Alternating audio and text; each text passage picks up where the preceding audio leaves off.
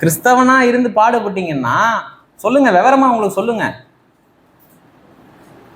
சாந்தத்தோடும் வணக்கத்தோடும் என்ன பண்ணுங்க சொல்லுங்க. நீ கிறிஸ்தவனா இருந்து பாடுபட்டீங்கன்னா ஏன் அதெல்லாம் செய்ய மாட்டியா? நீ ஏன் அதெல்லாம் நீ செஞ்சா என்ன?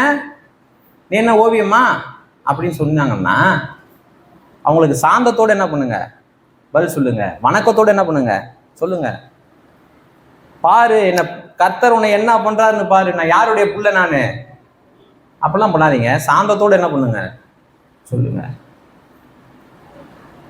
அவங்க அதுலேயே மறந்துடணும். அதுலேயே என்ன பண்ணணும்? மறந்துடணும். என்கிட்ட வச்சுக்காத, நான் யாருடைய பிள்ளை?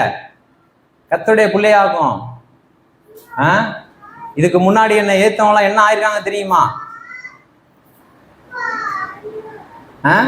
அவர் என்ன ஏத்தினா கர்த்தர் உன்னை கொன்றுவாரு அப்படின்னா அவர் பாவிகளை நேசிக்கிறார், பாவிகளை ரட்சிக்கிறாருங்கிற செய்தியவே நம்ம என்ன பண்றோம்?